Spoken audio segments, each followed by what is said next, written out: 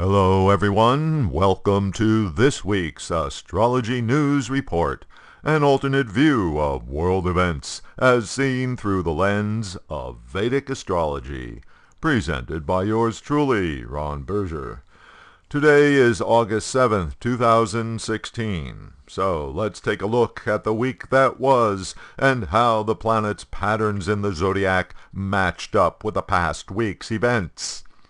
A lot went down last week with Donald Trump, but first, let's check in with the 2016 Summer Olympics, which kicked off last Friday. Here's the chart of the time of opening ceremonies marking the official birth of the Games. The three benefic planets, Mercury, Venus, and Jupiter, have been joined by the Moon and all crammed into Leo. Leo is the sign of royalty and wants to be acknowledged, to be known. Thus, Leo is connected with the performing arts and with entertainment.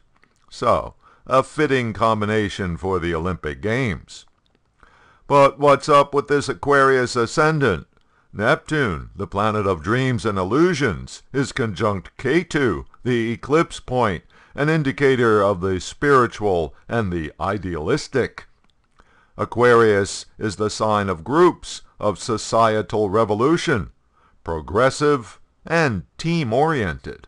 So, an Olympics with an emphasis on team spirit, with a nod to changing the world to make it better.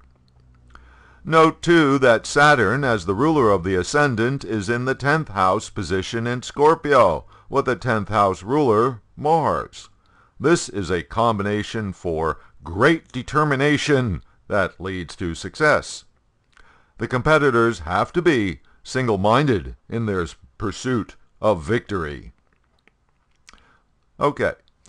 Democratic nominee Hillary Clinton got a significant bounce in the polls after the Democratic nominating convention. She went from 1% ahead of Trump to as much as 9% in some polls. Note that as of July 31st, all three benefic planets, Mercury, Venus, and Jupiter, have been transiting in Clinton's 11th house of gains and rewards. Add to this Rahu, which is Vedic Astrology's significator of material success. Note, too, July turned out to be the Clinton campaign's best in fundraising, over $90 million. In retrospect, it seems that the DNC in Philadelphia was calculated to push some buttons on Donald Trump, and yep, he did respond, showing up his weak side.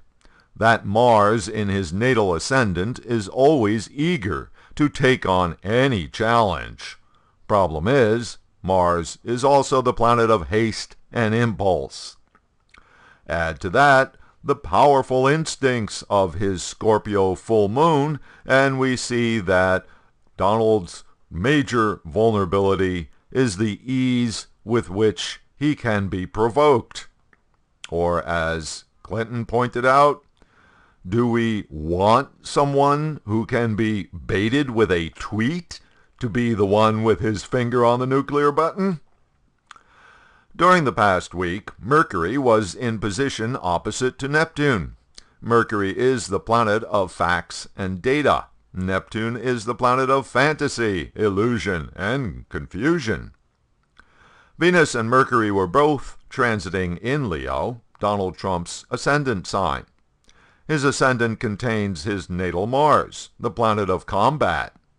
Neither Mercury nor Venus combine favorably with Mars.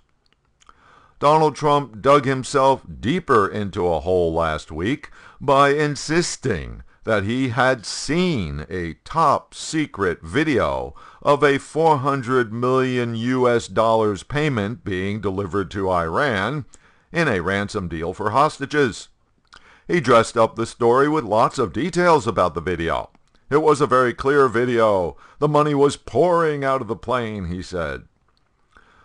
Although there was a payment made to Iran, a decades-old debt of money that the U.S. actually did owe, intelligence officials insisted that there was no such video of money pouring out of a plane. And finally, on Friday, Trump admitted that the video he had seen was one of a U.S. plane landing in Geneva, where it had picked up hostages freed from Iran. The list of gaffes committed by the Republican nominee keeps growing.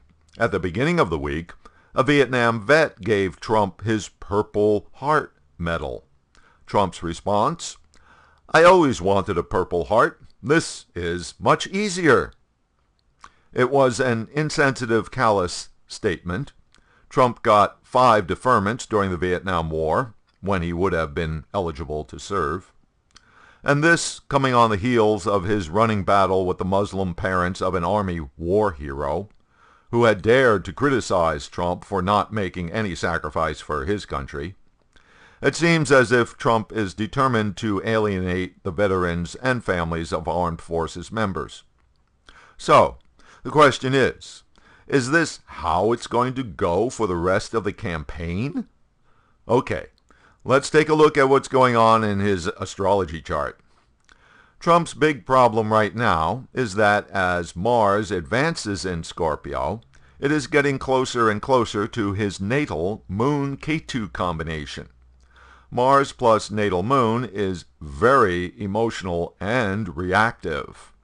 Mars plus natal Ketu can be explosive. The exact conjunction won't be until the second week of September, but we won't have to wait until then to start seeing some of the effects. Another factor is Jupiter, which is changing signs this coming week, entering Virgo. This will put Jupiter in Trump's second house, the house of money, families, values, speech. Jupiter will likely open up the spigots for more money coming into his campaign. Jupiter will also give him more opportunities to speak. The problem is that Jupiter, the planet of increase, is also the planet of beliefs and confidence, and when it goes through your second house by transit, it impels you to speak your truth. As we have already experienced, some of Donald's truths run a bit contrary to what others believe. And that's because he has retrograde Jupiter in his second house in the natal chart. When natal Jupiter is retrograde, you run on your own system of beliefs. Oh yes, and then there's his natal Neptune, planet of fantasy and delusion. Now add the energy of transiting Jupiter, which increases everything, and you can imagine what will happen. So, combine that Jupiter in the second house energy pattern with the Mars transit hitting his emotional moon, and it looks like the gaffes will just keep on coming. In fact, the Donald may only just be getting started. Okay, that'll do it for this week's Review of the Week. You can keep up with daily astrological developments and contribute your own thoughts by following me on Twitter at Astro News Report.